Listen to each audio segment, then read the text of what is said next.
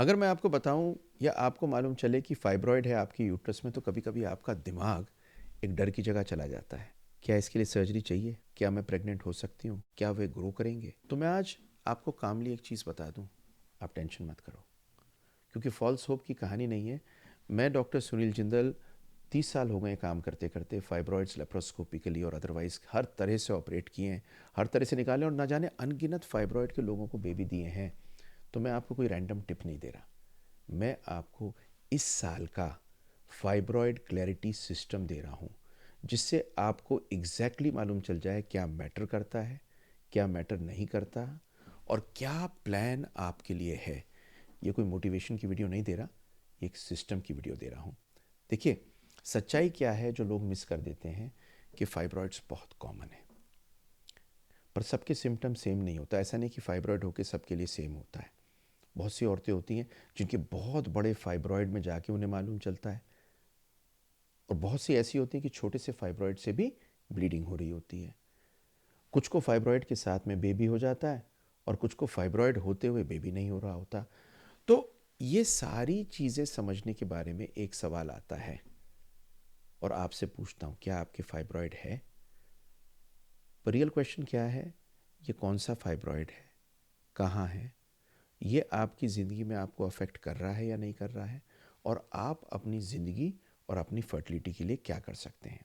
आखिर तक रुकिएगा, क्योंकि मैं आपको 3 सबसे बड़ी मिस्टेक्स जो औरतें करती हैं फाइब्रॉइड के साथ में, जिसकी वजह से फालतू की सर्जरी हो जाती है, वेस्टेड टाइम होता है, और प्रेगनेंसी डिले हो जाती है, एंड में दूंगा। तो अब चलते हैं हम फाइब्रॉइड क्लैरिटी सिस्टम पे।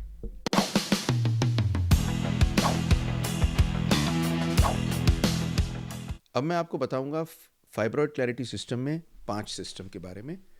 5 सिस्टम को आप नोट कर लीजिए। System number 1, stop asking how big, ask where. ये पूछना बंद कर दीजिए कि ये कितने बड़े हैं, पूछिए ये कहाँ है। तो देखिए, ज़्यादातर रिपोर्ट्स फोकस करती हैं 3 सेंटीमीटर, 5 सेंटीमीटर, 8 सेंटीमीटर का, पर फाइब्रॉइड की लोकेशन वो कहाँ है, वो बहुत ज़्यादा मैटर करता है। इसीलिए डॉक्टर्स को एक स्ट्रक्चर्ड क्लासिफिकेशन यूज़ करनी चाहिए समझने के लिए कि राइट ट्रीटमेंट आपके लिए क्या होगा। एक सिंपल सी आपको चीज़ समझाता हूँ। अगर ये कमरे के अंदर है, या अंदर की जो कमरा है उसको डिस्टॉर्ट कर रहे हैं, तो ये ब्लीडिंग भी दे सकते हैं और फर्टिलिटी को भी इम्पैक्ट कर सकते हैं।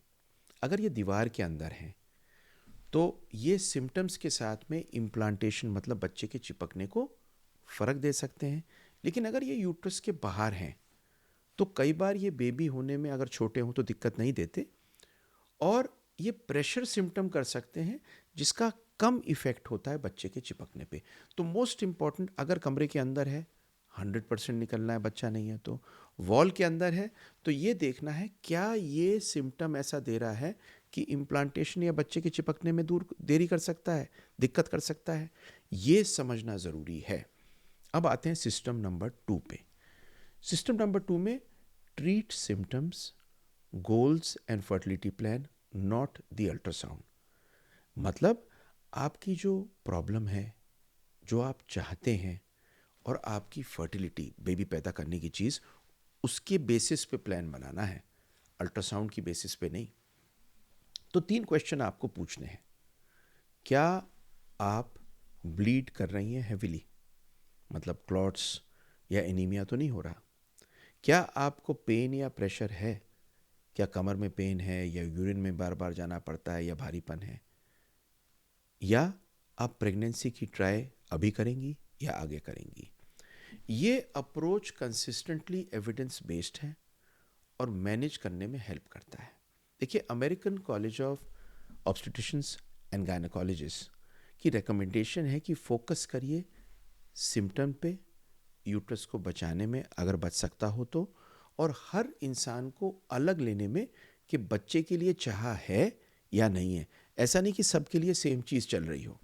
सिस्टम नंबर 3 है the bleeding ladder, what to do. आपका मेन इशू हैवी ब्लीडिंग नहीं है, तो इसलिए ऐसा नहीं कि हैवी ब्लीडिंग में इमीडिएटली सर्जरी की बात हो जाए। एक स्टेप वाइज प्लान करना पड़ता है, और ये मेजरली बड़ी इंपॉर्टेंट है जब आपको ब्लीडिंग ज़्यादा होती है। तो सबसे पहले तो आपको असेस करना है ये फाइब्रॉइड्स हैं कहाँ। फिर ट्रीटमेंट बेस्ड करना है कि आप चाहती क्या है, जो मैंने आपको बताया है। तो अब लैडर क्या है, लैडर मतलब सीढ़ी क्या है। सबसे पहले आपकी एनीमिया, खून जो कम हुआ है उसे ठीक करना है। नंबर 2, कुछ मेडिकल दवाइयाँ होती हैं जो कंट्रोल करने के लिए दिए जा सकते हैं ब्लीडिंग को। और नंबर 3, फाइब्रॉइड की लोकेशन को समझ के फिर आपको समझना है कि इसको टारगेट कैसे करना है। क्योंकि जब ब्लीडिंग बेटर होगी तो आयरन बेटर होगा, एनर्जी बेटर होगा, मूड बेटर होगा, सेक्स की इच्छा बढ़ेगी और फर्टिलिटी और कॉन्फिडेंस वापस आएगा। और ये सब चीज़ें एक साथ आती हैं, तो ये ज़रूरी है करना। सिस्टम नंबर 4 है, सुन लीजिए, अब करता हूँ मैं बच्चे की बात। ये है फर्टिलिटी का ट्रुथ। फाइब्रॉयड फर्टिलिटी को अफेक्ट कर सकती है, पर सारे फाइब्रॉयड नहीं करते। जो ज़्यादातर करते हैं फर्टिलिटी को, वो होते हैं जो जो कैविटी, कमरा जिसमें बच्चे आने होते हैं, उसको डिस्टॉर्ट करते हैं। क्योंकि इम्प्लांटेशन मतलब बच्चे की चिपकने के लिए उसको एक अच्छा लैंडिंग सरफेस चाहिए। इस साल के फर्टिलिटी प्लानिंग में फाइब्रॉइड्स का मतलब क्या है, कुछ चीज़ें हम एज अ डॉक्टर आइडेंटिफाई करते हैं, आपको बताता हूँ। तो हम लोग क्या आइडेंटिफाई करते हैं, हम आइडेंटिफाई करते हैं कैविटी मतलब कमरे में इन्वॉल्वमेंट है, क्या उस पर प्रेशर है, क्या ये फाइब्रॉयड बच्चे के चिपकने में दिक्कत दे सकता है। फिर डिसाइड करते हैं इसको रिमूव करना है या नहीं करना है। और उम्र और अंडे बनने की प्रक्रिया को साथ में लेके एक हमें प्लान बनानी पड़ती है। इसलिए एक चीज़ को समझ लीजिए, आपको ऐसे डॉक्टर पे जाना है जो, मतलब ऐसा नहीं है कि मैं आपको एग्जांपल देता हूँ, ये बीच में एकदम से मैं रोक रहा हूँ अपने आप को। बहुत पेशेंट मेरे पास आते हैं और कहते हैं डॉक्टर साहब फाइब्रॉयड है, बस ये निकाल दीजिए। और मैंने कहा लेकिन सिर्फ फाइब्रॉयड को निकालने से तो बेबी नहीं होगा, आपके नले खुले हुए हैं नहीं, ये चेक करना है। और आपके अंडे प्रॉपरली बन रहे हैं या नहीं। तो अंडे बनने बंद हो चुके हैं, एज 42 है, AMH बिल्कुल कम है, फाइब्रॉयड मौजूद है, और उनके दिमाग में है कि मुझे बच्चा सिर्फ इस फाइब्रॉयड की वजह से रुका हुआ है। तो बहुत बार फाइब्रॉयड मेन रीज़न नहीं होता, कभी कभी ovulation, tube, sperm, endometrium important होते हैं। तो ऐसे डॉक्टर के पास जाइए जो सिर्फ फाइब्रॉयड की बात ना करके बाकी पूरे चीज़ों को देख के और सिस्टम को चेक करके आपको बताए कि बेबी पैदा करने के लिए फाइब्रॉयड को देखने के अलावा और क्या क्या करना है। और अब सिस्टम नंबर 5, आप बिल्कुल उसमें मत पड़िए कि don't fall for one treatment for all. देखिए मल्टीपल ट्रीटमेंट होते हैं, मेडिकल होते हैं, लेप्रोस्कोपिक होता है, ओपन सर्जिकल होता है, पर बेस्ट अप्रोच एक चीज़ पे डिपेंडेंट है, आपकी फ्यूचर प्रेगनेंसी। देखिए आज के दिन में जो मोडेलिटीज़ अवेलेबल हैं वो मेडिकल भी हैं, कुछ चीज़ों में दवाई दे सकते हैं, सब में नहीं। कुछ में लेप्रोस्कोपिक सर्जरी करनी ज़रूरी होती है, कुछ के अंदर जहाँ पर आपको डर लगता है शायद कैंसर की चांसेस होंगे, उसमें कई बार ओपन करने की ज़रूरत पड़ती है। और ये आप पे इंडिविजुअली टेलर करके और आपके बेबी पाने की चाह पे डिपेंडेंट होता है। तो सिंपल रूल ये है, अगर आपको बच्चा जल्दी चाहिए तो फर्टिलिटी को प्रिजर्व करके स्ट्रेटजी बनानी है। अगर आपके बेबी हो चुके हैं, मैं उन लोगों की बात कर रहा हूँ जिनके बेबी हो चुके हैं और फाइब्रॉयड की वजह से परेशानी है, तो एक डेफिनेटिव ऑप्शन जैसे यूट्रस निकालने का प्लान किया जा सकता है। और अगर आपका बीच बीच की कहानी है तो मॉनिटर कर सकते हैं, हेल्थ को ठीक कर सकते हैं, दवाइयाँ दे सकते हैं और दवाइयों से कंट्रोल करने की कोशिश करनी है। तो अब आता है क्वेश्चन, आप अपने डॉक्टर को चूज़ कैसे करें। सब डॉक्टर्स अच्छे होते हैं, हर डॉक्टर आपकी भला चाहता है, पहली चीज़ तो ये समझ लीजिए। ये जब आप दिल में लेंगे तो आपका ट्रीटमेंट अच्छा होगा। कुछ चीज़ें आपको देखनी है, आपको ये देखना है कि आपका अल्ट्रासाउंड करने के बाद में एग्जामिन करके आपकी प्लानिंग प्रॉपर हो, आपकी प्रेगनेंसी की प्लानिंग और टाइमिंग के अलावा और चीज़ों की चेकिंग हो कि सब कुछ है या नहीं, क्योंकि फाइब्रॉयड के अलावा और चीज़ें भी काम करती हैं।